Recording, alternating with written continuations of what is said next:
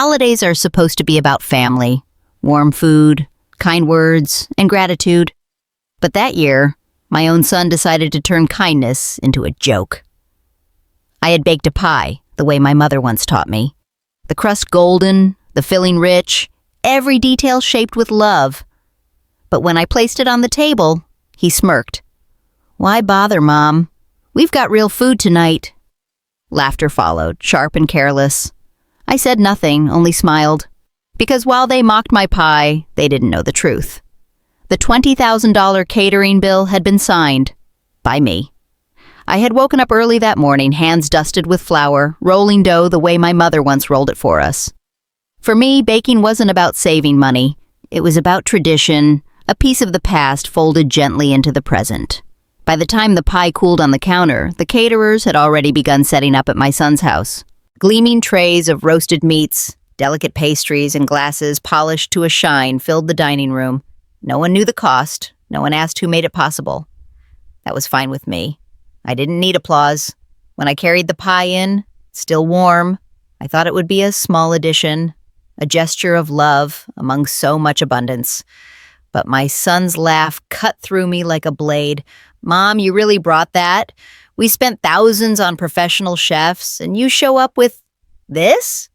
The table chuckled, some embarrassed, others too nervous to speak. I smiled faintly, hiding the sting. He didn't know. None of them knew. It was my checkbook that kept the chefs in the kitchen, the waiters on their feet, the wine chilled and ready. $20,000 transferred quietly from my account weeks earlier. I hadn't told them. Not because I wanted praise, but because I wanted them to enjoy the meal without worry. And now, as I sat at the table, my pie pushed aside like an afterthought, I realized the irony. They laughed at the one thing made by my hands, while every other dish they praised had been paid for by the same woman they dismissed. I stayed silent, chewing slowly, watching as plates piled high and glasses refilled. My son raised a toast, thanking the amazing catering for their hard work. He never once thought to thank me. But the bill was waiting. And when it arrived, with my signature scrawled across the bottom, he would learn that sometimes the sweetest part of the meal isn't the pie, it's the truth. That night, long after the guests had left and the dishes were cleared, I sat in my kitchen with the pie tin still half full. I cut myself a small slice, the crust crumbling gently under my fork. It tasted of cinnamon, apples, and memory. I thought back to why I had paid for the catering in the first place. When my son called weeks earlier, his voice was heavy with stress. "Mom, I want the holidays to be special this year, but the numbers don't add up. The catering alone will cost nearly 20 grand. We can't swing it." I listened quietly, heart aching. He wanted to give his children and his wife a perfect holiday. I understood that. So without hesitation, I said, "Don't worry about it. I'll handle it." He had protested half-heartedly. "That's too much, Mom." But I insisted. "Let me. You've got enough burdens. Consider it my gift." And so I signed the check, transferring more money than I ever spent on myself. I imagined their faces lighting up at the feast, the warmth of family around a perfect table. But instead of gratitude, I had been met with mockery. I remembered the look on his face when he laughed at my pie, amusement, almost disdain. He had no idea that every tray of lamb, every platter of seafood, every slice of cake from the caterer existed because of me. He didn't see the hands that had worked double shifts years ago to put him through school. He didn't see the savings I dipped into so he wouldn't feel the weight of debt. He only saw a pie, simple, homemade, and thought it was beneath him. The sting was sharper than I cared to admit. I stared at the pie tin, blinking back tears. It wasn't about the food. It was about being seen, being valued. The $20,000 I had spent was invisible, but the pie, made with my own hands, should have meant something. Instead, it became the punchline of the evening, and that was when I decided silence had its limits. I wouldn't shame him in front of the family, not then, but the bill would arrive soon, and when he opened it, the truth would hit harder than any slice of pie ever could. A week later, the catering company mailed the final invoice. Thick paper, bold print, numbers that couldn't be ignored. $20,000 stamped, paid in full. But the check didn't bear my son's name. It bore mine. He called me that evening, his voice strained. "Mom, I just got the invoice. It says you paid 20,000? From your account? Yes, I said simply. Silence stretched through the phone. Finally, he blurted out, "Why didn't you tell me?" "Would it have mattered?" I asked softly.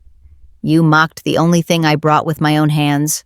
Do you think you would have respected me more if you had known the feast was mine too?" His voice faltered. I didn't realize." "No," I said, my tone steady. "You didn't want to realize? It was easier to laugh at the pie than to see the woman who still sacrifices for you." The phone line stayed quiet, only the sound of his uneven breathing. Later that week, the whispers began among the family. My niece called, stunned. "Auntie, I heard you covered the entire catering bill." I confirmed it, though I didn't boast. Soon enough, everyone knew. The same cousins who had laughed nervously at my pie now spoke differently. "We should have thanked you," one admitted. "We didn't know." And that was the truth. I had hidden it because I thought love didn't need a spotlight. But my son's mockery showed me something deeper. Sometimes silence teaches people to forget your worth. At the next family gathering, the mood was different. People approached me with gratitude, some even apologetic. My son sat quieter than usual, his eyes downcast whenever the catering was mentioned. My daughter-in-law, usually quick with sharp remarks, stayed silent, her fork moving slowly across her plate. The truth was out. They all knew the feast they had enjoyed so much was mine, and suddenly that humble pie didn't look so small anymore. A few days later, my son showed up at my door. No phone call first, no warning, just a knock, tentative and unsure. I opened it to find him standing there, hands shoved deep into his pockets, shoulders slumped. He looked nothing like the confident man who had laughed at my pie. "Mom," he began quietly, "can we talk?"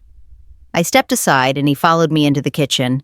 The pie tin still sat on the counter, now empty, but I left it there intentionally. A silent reminder. He sat down heavily, avoiding my eyes. "I'm sorry. For the pie, for the way I acted." His voice cracked. "I had no idea you paid for everything. I should have thanked you, not mocked you." I poured tea, setting a cup in front of him. "It wasn't about the money," I said softly, "but it was never about the money. It was about respect. That pie represented my hands, my love, my history, and you made me feel small in front of everyone." He winced, pressing his palms together.